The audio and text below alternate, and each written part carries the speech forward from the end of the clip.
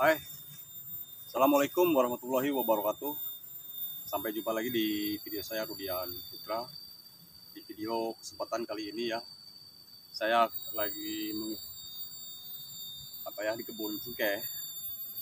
Bahwa cengkeh di sini yang usianya sekitar 3 tahun, tapi tidak tinggi ya, sengaja karena saya pangkas terus prodi agar dia terus melebar ke samping ya.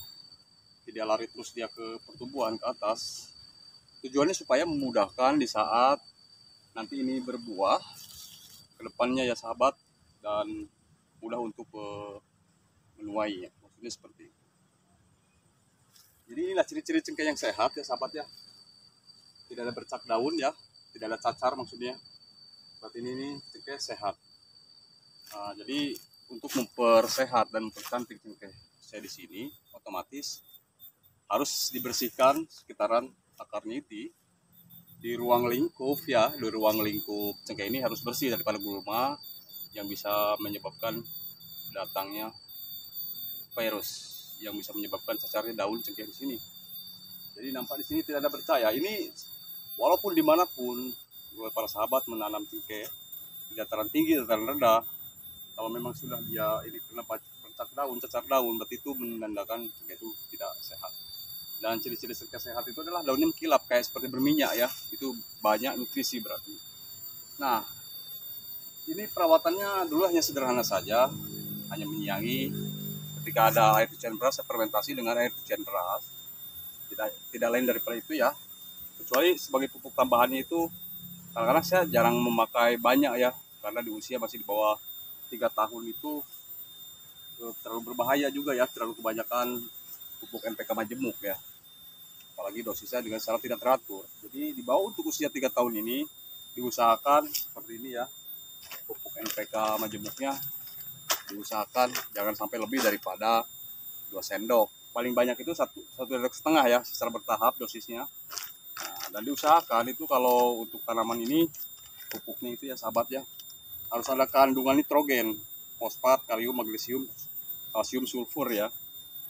Ini itu aja sebenarnya sudah cukup, apalagi ada nitrat, boron, zinc, koper, dan mangan. Walaupun di sini adalah magnesiumnya 1%, kalsiumnya dan ya sulfur itu sedikit persennya ya, kadarnya, komposisinya, tapi itu sangat dibutuhkan sekali oleh tanaman cengkeh, baik tanaman apapun juga. Dan cengkeh ini kan harus diutamakan, diprioritaskan adalah bagian dari fisiknya, yaitu harus banyak daun atau rimbun daun sahabat ya, karena dia berbuah dari ujung-ujung tunas di sini, ujung-ujung pucuknya ya, kalau cengkeh ya seperti itu. Jadi harus diprioritaskan dari fisiknya itu, harus banyak rimbun daun. Selain cantik bentuknya ya, modelnya, jadi daunnya juga harus sehat. Ini untuk jenis varietas Zanzibar ya. Zanzibar itu adalah varietas, ada si kotok, si putih, si ambon, dan ini adalah Zanzibar. Dan kelebihan daripada Zanzibar ini buahnya berat dan tahan cuaca panas ya, walaupun jarang dengan penyiraman ya. Yang penting diusahakan ini juga jangan terlalu lembab. Oke, untuk pengaplikasian pupuk ya, pupuk atau memupuk cengkeh diusahakan jangan seperti ini saya ya. Ini kan kalau mau saya pupuk tidak digemburkan sahabat ya. Jadi otomatis sahabat sebelum memupuk bersihkan dulu, terus digemburkan, lalu digemburkan ya. Digemburkan ini. Tapi saya tidak apa-apa ya.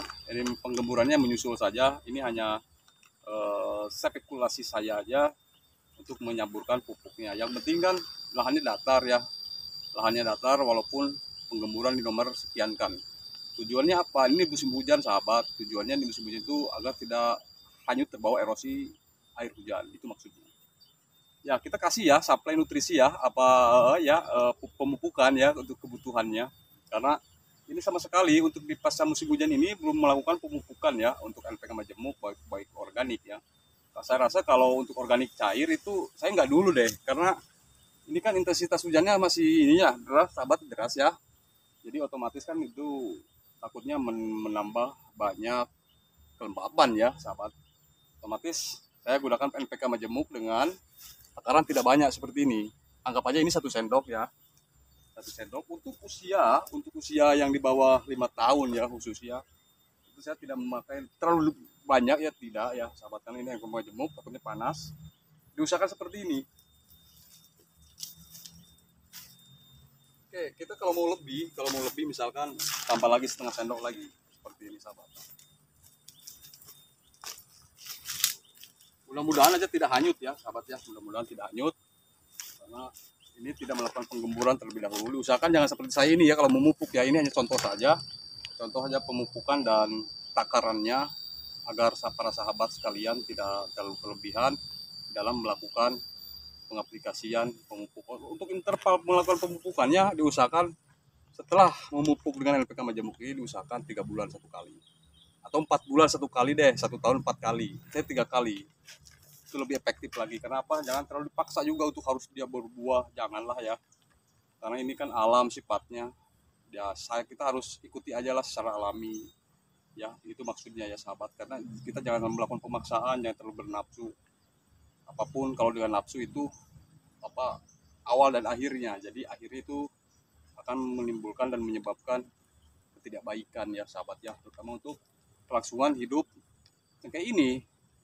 Seharusnya jauh lebih efektif sahabat pakai organik lah, sekali-sekali, 1 tahun 1 kali pun tidak apa-apa organik. Kalau tidak dengan organik, pakai juga sahabat dengan kapur dolomit. Diusahakan untuk mengaplikasikan kapur dolomitnya itu diusahakan pas tidak ada musim hujan agar tidak mudah hanyut ya, terbawa erosi air hujan, tidak mudah menghilang ya, seperti itu.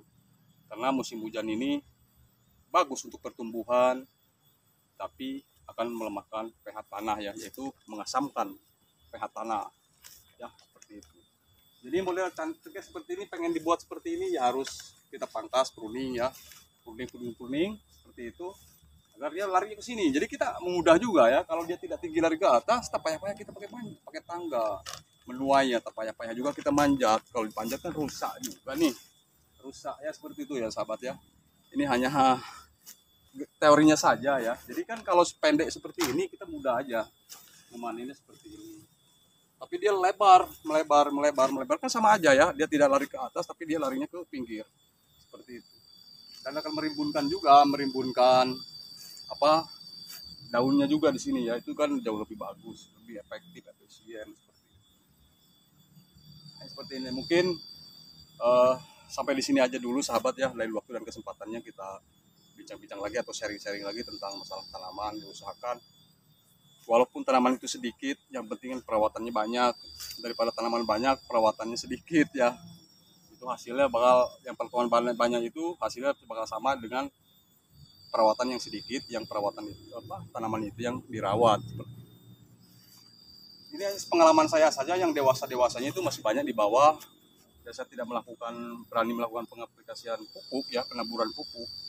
Kalau sebelum saya melakukan penggemburan atau sampai asek ya, sahabat, asek pakai lubang seperti itu boleh. Dengan cara seperti ini jangan dibiasakan sahabat ya, karena tidak baik, nanti hanyut terbawa erosi air hujan. Ini hanya contoh saja memupuk cengkeh di usia 3 tahun atau di bawah usia 5 tahun dengan kadarnya seperti itu, takarannya seperti itu.